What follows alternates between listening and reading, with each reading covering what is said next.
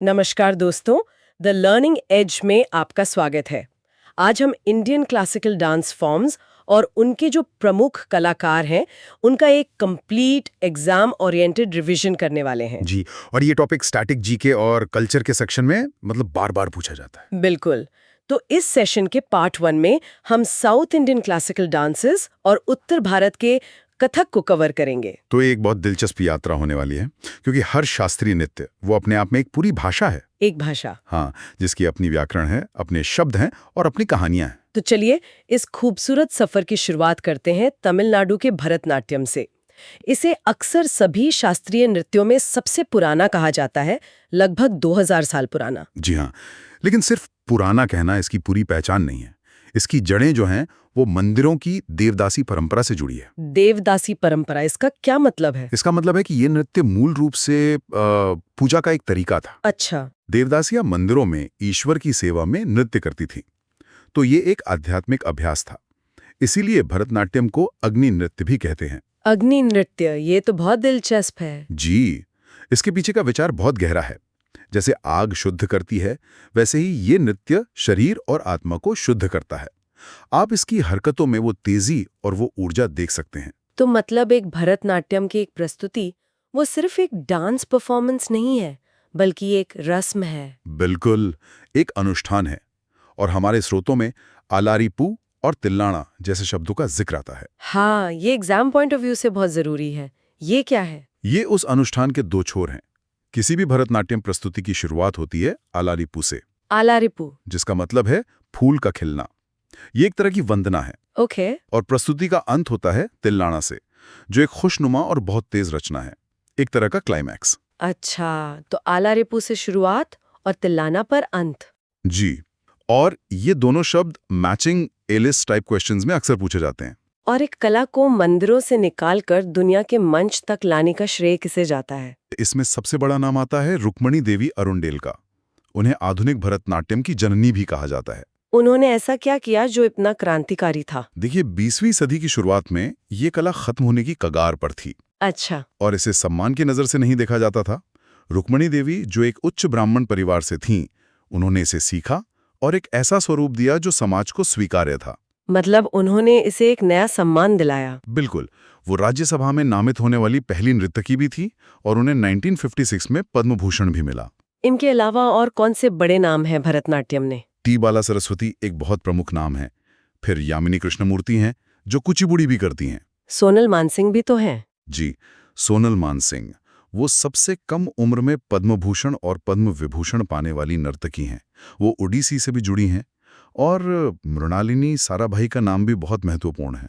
तो भरतनाट्यम की इस एकल प्रस्तुति से अब हम एक ऐसी नृत्य शैली की ओर बढ़ते हैं जो बहुत भव्य है, नाटकीय है। कथकली। हाँ, कथकली। ये केरल से है और इसकी सबसे बड़ी पहचान है इसका असाधारण मेकअप और वेशभूषा। बिल्कुल, और वो सिर्फ सजावट नहीं है। नहीं। बिल्कुल नहीं। कथकली का मेकअप, जिसे वेशम कहते हैं, वो अपने आप में एक कहानी है, एक कोड है। एक कोड? कैसे? मतलब कलाकार के मंच पर आते ही उसके चेहरे का रंग आपको बता देता है कि वो नायक है या खलनायक। अच्छा। जैसे हरा रंग, जिसे पाचा कहते हैं, वो सात्विक पात्रों के लिए होता है, जैसे राम या अर्जुन। ओके। लेकिन अगर उसी हरे चेहरे पर लाल लकीरें बना दी जाएं, तो वो कत्ती बन जाता है। मतलब राजसी लेकिन अहंकारी पात्र। जैसे रावण? बिल्कुल, जैसे रावण या दुर्योधन। मतलब दर्शकों को किरदार समझने के लिए डायलॉग की जरूरत ही नहीं है। ठीक है, यही। काला रंग दुष्ट पात्रों के लिए है, पीला रंग संतों और महिलाओं के लिए, और सफेद दाढ़ी हनुमान जैसे दिव्य चरित्रों के लिए। वाह। ये एक चलता फिरता महाकाव्य है और ये ज्यादातर पुरुषों द्वारा किया जाने वाला एक बहुत ऊर्जावान नृत्य है। ये दिलचस्प है कि केरल से ही एक और शास्त्रीय नृत्य आता है, मोहिनी अट्टम, जो कथक कली के एकदम विपरीत है। हाँ, वो बेहद कोमल, सुंदर और लास्यपूर्ण है। और विशेष रूप से महिलाओं द्वारा किया जाता है। तो एक ही जगह से दो इतने अलग नृत्य कैसे? ये केरल की सांस्कृतिक विविधता को दिखाता है। जहाँ कथकली महाकाव्यों की वीर गाथाओं को दर्शाती है, वहीं मोहिनी अट्टम का सार उसके नाम में है। मोहिनी यानी मन को मोह लेने वाली, और अट्टम यानी नृत्य। ये भगवान विष्णु के मोहिनी अवतार की कहानी है, जिसमें उन्होंने भस्मासुर का वध किया था। अच्छा, वो प्रसिद्ध कहानी। जी, इसलिए इसकी हर एक हरकत में वही दिव्यता और कोमलता है। कलाकार सफेद या क्रीम रंग की कसावू साड़ी पहनती हैं। और जैसे भरतनाट्यम के लिए रुक्मणी देवी का नाम आता है, वैसे ही मोहिनी अट्टम के लिए किसका नाम महत्वपूर्ण है? मोहिनीअट्टम के लिए कलामंडलम कल्याणी कुट्टी अम्मा का नाम आता है। ये नाम बहुत महत्वपूर्ण है क्यों? क्योंकि उन्हें मोहिनी अट्टम की जननी कहा जाता है।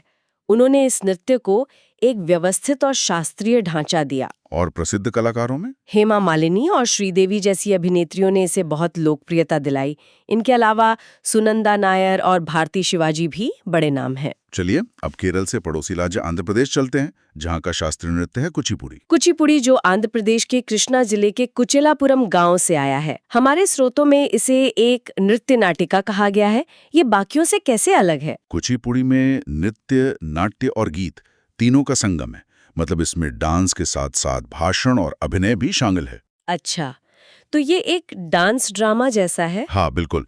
और इसकी एक बहुत ही खास और मुश्किल तकनीक है तरंगम। तरंगम वो क्या है? इसमें कलाकार पीतल की एक थाली के किनारों पर अपने पैर रखकर नृत्य करते हैं। थाली के किनारों पर? जी, और साथ में सिर पर पानी से भरा एक बर्तन भी संतुलित करते हैं। ये तो अविश्वसनीय लगता है। मतलब ये सिर्फ कला नहीं, एक तरह की साधना है। बिल्कुल, ये कलाकार के संतुलन और एकाग्रता की चुनौती परीक्षा है। और इसमें मंडूक शब्दम नाम का एक अंश भी बहुत प्रसिद्ध है। मेंढक की कहानी? हाँ, जिसमें एक मेंढक की कहानी के जरिए दार्शनिक बातें कही जाती हैं। और कुचिपुड़ी के प्रमुख कलाकार कौन हैं? इसके आदि गुरु माने जाते हैं सिद्धेंद्र योगी। और कलाकारों में एक पैटर्न है, ज्यादातर नामों में आपको रेड्डी सरनेम मिलेगा। जैसे राधा रेड्डी, राजा रेड्डी। जी, और पद्मजा रेड्डी, और हाँ, यामिनी कृष्ण मूर्ति भी, जिन्हें टॉर्च ऑफ कुचिपुड़ी भी कहा जाता है। दक्षिण की इन गहरी और पौराणिक नृत्य शैलियों के बाद अब हम उत्तर भारत की ओर आते हैं, जहाँ की एकमात्र शास्त्रीय नृत्य शैली है कथक। हाँ, कथक, उत्तर प्रदेश से। इसका नाम ही कथा से बना है। तो क्या ये सिर्फ कहानी सुनाने की कला है? ये कहानी सुनाने की कला से कहीं ज्यादा है। इसकी शुरुआत तो मंदिरों में कथावाचकों से हुई। अच्छा, लेकिन जब ये कला मुगल दरबारों में पहुंची तो इसका स्वरूप बदल गया। इसमें मनोरंजन और लयकारी पर जोर दिया जाने लगा। तो इसमें हिंदू और मुस्लिम दोनों संस्कृतियों का संगम है। एक बहुत ही खूबसूरत संगम। और इसकी सबसे बड़ी पहचान है इसके तेज चक्कर और पैरों की तीव्र गति। Fast footwork. जी, फास्ट फुटवर्क, जिसे तत्कार कहते हैं। कलाकार घुंघरुओं से ऐसे ऐसे बोल निकालते हैं जो तबले की संगत से मुकाबला करते हैं। और जब हम कथक की बात करते हैं तो एक नाम सबसे पहले जहन में आता है, पंडित बिरजू महाराज। बिल्कुल। वो सिर्फ एक नर्तक नहीं थे, वो कथक की एक संस्था थे। कहा जाता है कि वो सिर्फ अपनी भौहों के एक इशारे से दर्जनों भाव दिखा सकते थे। वाह, यही कथक की आत्मा है। कहानी सिर्फ पैरों से नहीं, बल्कि पूरे शरीर, खासकर चेहरे और आंखों से कही जाती है। और बिरजू महाराज के अलावा कथक में महाराज सरनेम काफी आम है, जैसे लच्छू महाराज, अच्छन महाराज और सितारा देवी भी कथक की एक महान कलाकार थीं। ओडिशा से और बात करते हैं ओडिसी की। नाम से पता चलता ही नहीं ओडिशा का नृत्य। और जब मैं ओडिसी के बारे में सोचता हूँ तो मेरे दिमाग में सीधे कोणार्क और जगन्नाथपुरी के मंदिरों की तस्वीरें आती हैं। और आपका सोचना बिल्कुल सही है। अच्छा। ओडिसी का मंदिरों से सिर्फ संबंध नहीं है, बल्कि ये मंदिरों से ही जन्मा है। इसकी सबसे बड़ी पहचान है इसकी त्रिभंगी मुद्रा। त्रिभंगी? इसका क्या मतलब हुआ? त्रिभंग का मतलब है 3 झुकाव। अच्छा। लेकिन ये सिर्फ शरीर को 3 जगह से मोड़ना नहीं है। ये ओडिसी की आत्मा है। अच्छा। इसमें गर्दन, कमर और घुटने, ये तीनों एक दूसरे के विपरीत दिशा में मुड़ते हैं, जिससे शरीर में एक एस आकार की लहर जैसी बनती है। ओह, तो ये सिर्फ एक पोस्चर नहीं है, ये एक पूरा कॉन्सेप्ट है। एग्जैक्टली। और ये जो ग्रेस और फ्लूइडिटी है, वो आपको सीधे ओडिशा के मंदिरों की दीवारों पर उकेरी गई मूर्तियों में दिखेगी। हाँ, मैंने देखी है वो मूर्तियां। इसीलिए तो ओडिसी को सचल मूर्ति या स्कल्पचर इन मोशन भी कहते हैं। सचल मूर्ति। हाँ, सोचिए, जैसे मंदिर की कोई पत्थर की देवी देवता की मूर्ति अचानक जीवित हो गई हो और उसी दिव्य भंगिमा में नाचने लगी हो। वाह, ये तो बहुत खूबसूरत कल्पना है। और इस नृत्य की प्रस्तुति का कोई तय क्रम होता है? हाँ, इसकी एक पारंपरिक संरचना है। शुरुआत होती है मंगलाचरण से। मंगलाचरण? जिसमें नर्तक मंच पर आकर सबसे पहले धरती माँ को फूल चढ़ाकर उनसे क्षमा मांगता है कि वो उन पर अपने पांव रखेगा। अच्छा। और इसका अंत होता है मोक्ष पर, जो आत्मा की सांसारिक बंधनों से मुक्ति का प्रतीक है। तो ये सिर्फ एक परफॉर्मेंस नहीं, एक पूरी आध्यात्मिक यात्रा है। आपने कहा कि ये कला मंदिरों में जन्मी, लेकिन आज हम इसे मंच पर देखते हैं, तो इस बदलाव के पीछे जरूर कोई बड़ी कहानी होगी। एक बहुत बड़ी कहानी है, और उस कहानी के नायक हैं गुरु केलुचरण महापात्रा। हाँ, ये नाम तो मैंने सुना है। आज हम जिस ओडिसी को जानते हैं, उसे बनाने का श्रेय उन्हीं को जाता है। एक समय था जब ये कला मंदिरों से निकलकर लगभग गायब हो चुकी थी। गुरु केलुचरण महापात्र ने गांव-गांव घूमकर उन बिखरी हुई परंपराओं को इकट्ठा किया, उन्हें एक व्याकरण दिया और उसे मंच पर प्रस्तुत करने लायक बनाया। उन्होंने सचमुच एक मरती हुई कला में फिर से सांसें फूंकी। तो जब हम कहते हैं कि उन्होंने ओडिसी को पुनर्जीवित किया, इसका मतलब सिर्फ सिखाना नहीं था, बल्कि उसे फिर से गढ़ना था। बिल्कुल।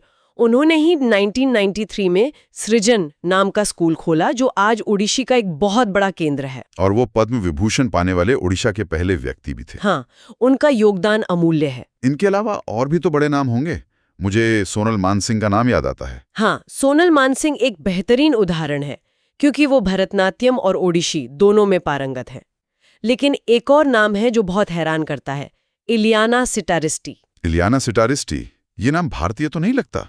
नहीं लगता, क्योंकि वो मूल रूप से इटली की हैं। इटली से? हाँ, सोचिए, इटली से आई एक महिला ने भारतीय शास्त्रीय नृत्य को इतनी गहराई से अपनाया कि भारत सरकार ने उन्हें 2006 में पद्मश्री से सम्मानित किया। ये तो सच में कमाल की बात है।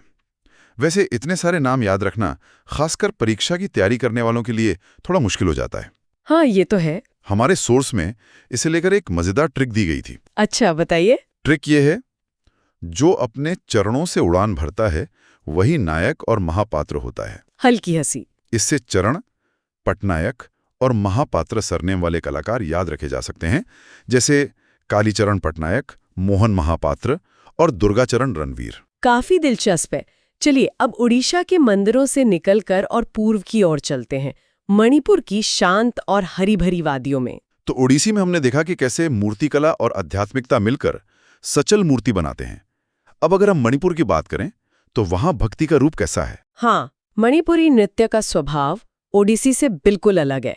ये बहुत ही सौम्य, शांत और अंदर की ओर देखने वाला नृत्य है। अच्छा। इसका सीधा संबंध वैष्णव संप्रदाय से है और इसका केंद्र है राधा और कृष्ण की लीलाएं, खासकर उनकी रासलीला। रासलीला। इसकी 3 प्रमुख शैलियां हैं, लाई हरोबा, संकीर्तन और रासलीला। ये तीनों ही मणिपुरी संस्कृति की आत्मा है। मणिपुरी नृत्य की एक बात जो मैंने सुनी है, वो ये है कि कलाकार दर्शकों से सीधे आंख नहीं मिलाते। ये तो परफॉर्मेंस के सिद्धांत के खिलाफ लगता है। क्या इससे दर्शकों से कनेक्शन टूट नहीं जाता? ये एक बहुत अच्छा सवाल है। दरअसल मणिपुरी में कलाकार का कनेक्शन दर्शकों से नहीं, बल्कि ईश्वर से होता है। ईश्वर से? हाँ, उनका चेहरा शांत, लगभग भाव शून्य रहता है, क्योंकि वो बाहरी दुनिया के लिए प्रदर्शन नहीं कर रहे होते। वो एक आंतरिक प्रार्थना की स्थिति में होते हैं, नजरें झुकी हुई होती हैं। अच्छा, तो ये एक तरह की चलती फिरती प्रार्थना है। बिल्कुल। इसलिए कनेक्शन टूटता नहीं, बल्कि और गहरा हो जाता है, पर वो एक आध्यात्मिक कनेक्शन होता है। ये तो बहुत ही गहरा विचार है। और इनकी वेशभूषा भी बहुत अलग होती है ना? हाँ, महिला नर्तक एक लंबी बेलनाकार स्कर्ट पहनती है, जिसे योटी या पोटलोई कहा जाता है। वो बहुत सजी हुई होती है। और एक खास मुद्रा भी है शायद। हाँ, नागबंद मुद्रा, जिसमें शरीर को 8 के अंक की तरह घुमाया जाता है, जो अनंत का प्रतीक माना जाता है। इस नृत्य को दुनिया में पहचान दिलाने का श्रेय किन्हें जाता है? इसका बहुत बड़ा श्रेय जाता है झावेरी बहनों को। झावेरी बहनें? ये 4 बहनें थीं, दर्शना, नैना, रंजना और सुवर्णा। इन चारों ने मिलकर इस कला को विदेशों में भी एक नई पहचान दी। और इनके गुरु? इनके पीछे थे इनके महान गुरु, गुरु बिपिन सिंह। उन्हें मणिपुर के महाराज ने हंजाबा की उपाधि दी थी, जो एक बहुत बड़ा सम्मान है। गुरु बिपिन सिंह और झावेरी बहनें, ये नाम तो मणिपुरी नृत्य के पर्याय बन गए हैं। यहाँ भी कलाकारों के नाम याद रखने के लिए कुछ ट्रिक्स हैं। हाँ। जैसे 4 बहनें से चारू माथुर याद रख सकते हैं। हाँ। और एक पैटर्न ये भी है कि देवी, सिंह और गुरु सरनेम वाले कई कलाकार मणिपुरी से जुड़े हैं। हाँ हाँ, ये पैटर्न पहचानने में मदद करते हैं। तो एक तरफ ओडिसी का खुला प्रदर्शन, दूसरी तरफ मणिपुरी का आत्मकेंद्रित ध्यान। और अब अगर हम असम की बात करें, सत्रिया। सत्रिया, इसकी कहानी तो अपने आप में अद्भुत है। कैसे? ये भारत का सबसे नया शास्त्रीय नृत्य है, जिसे संगीत नाटक अकेडमी ने साल 2000 में मान्यता दी। 2000 में? मतलब बस कुछ साल पहले? हाँ, लेकिन ये परंपरा लगभग 500 साल पुरानी है। सोचिए, 500 साल तक ये कला बस मठों के अंदर ही जिंदा रही, दुनिया को पता भी नहीं था। ये तो एक तरह की कल्चरल टाइम कैप्सूल जैसी बात हो गई। इसकी शुरुआत किसने की? ये थोड़ा अजीब लगता है कि एक नृत्य शैली मठों में कैसे शुरू हुई। इसकी शुरुआत 15वीं सदी के एक महान वैष्णव संत और समाज सुधारक श्रीमंत शंकरदेव ने की थी। श्रीमंत शंकरदेव? उन्होंने असम में वैष्णव मठों की स्थापना की, जिन्हें सत्र कहा जाता है, और इसीलिए इस नृत्य का नाम सत्रिया पड़ा। पर एक संत एक नृत्य शैली क्यों बनाएगा? मकसद सिर्फ पूजा पाठ था? नहीं, आपका सवाल बिल्कुल सही जगह पर है। उनका मकसद सिर्फ पूजा पाठ नहीं था, वो भक्ति के साथ साथ सामाजिक सुधार भी लाना चाहते थे। अच्छा। और उस समय आम लोगों तक अपनी बात पहुंचाने का सबसे शक्तिशाली माध्यम था नाटक। इसलिए उन्होंने अंकिया नाट नाम की एक नाट्य शैली बनाई और सत्रिया नृत्य को उसी का एक हिस्सा बनाया गया। मतलब ये एक तरह का एंटरटेनमेंट विद अ मैसेज था। आप कह सकते हैं ये नृत्य, संगीत और नाटक के जरिए लोगों को पौराणिक कथाएं सुनाने का एक जरिया था। और इसमें संगीत कौन सा इस्तेमाल होता है? इसमें इस्तेमाल होने वाले संगीत को बोरगीत कहते हैं, जिसकी रचना भी श्रीमंत शंकरदेव और उनके शिष्य माधवदेव ने की थी। अच्छा, और एक रोचक बात ये भी है कि इसमें पुरुष नर्तक को भांगी और महिला नर्तक को सीमांगी कहा जाता है। हाँ, ये भी एक खासियत है। और इसके प्रमुख कलाकार कौन हैं? जब इसे शास्त्रीय नृत्य का दर्जा मिला तो कई गुरुओं ने इसे सत्रों से बाहर निकालकर मंच तक पहुंचाया। इनमें गुरु जतिन गोस्वामी, शारदीय सैकिया और परमानंद बारबेयन जैसे नाम बहुत महत्वपूर्ण है। सत्रिया के नाम याद रखने की ट्रिक तो सबसे मजेदार है। अच्छा। सत्री शब्द को संसद के सत्र से जोड़कर देख सकते हैं। ठीक है। सत्र में नेता अपनी बात मनवाने का बहुत जतन करते हैं, जिससे जतिन गोस्वामी याद रहेंगे। वे बार बार बयान देते हैं, जिससे बारबेयन सरनेम याद रहेगा। और कभी-कभी उनके बयानों पर ऐसा मन करता है कि एक सैकिया लगा दी जाए, जिससे सैकिया सरनेम याद रहेगा। ये सिर्फ याद करने का एक तरीका है, लेकिन हाँ, ये काम करता है। बहुत खूब। आज हमने भारत के पूर्वी हिस्से की एक अद्भुत सांस्कृतिक यात्रा की है। सभी के लिए एक जरूरी टिप है, खासकर जो परीक्षा की तैयारी कर रहे हैं। हाँ, बताइए। हमेशा राज्य प्लस नृत्य प्लस कलाकार के कॉम्बिनेशन को एक साथ याद रखें। अक्सर परीक्षाओं में इसी तरह के मिलान वाले प्रश्न पूछे जाते हैं। ये बिल्कुल सही सलाह है। संदर्भ के साथ याद रखने से जानकारी लंबे समय तक बनी रहती है। तो इसके साथ हमने भारत के सभी 8 शास्त्रीय नृत्य रूपों का पूरा रिवीजन कर लिया है। हाँ, दक्षिण से लेकर पूर्व तक हमने हर नृत्य की आत्मा को समझने की कोशिश की। और ये भी समझा कि हर नृत्य सिर्फ कुछ कदम और मुद्राएं नहीं हैं, बल्कि ये एक पूरी संस्कृति और इतिहास को अपने अंदर समेटे हुए है। बिल्कुल। तो अगर ये सेशन मददगार रहा हो तो वीडियो को लाइक करें और द लर्निंग एज को सब्सक्राइब जरूर करें।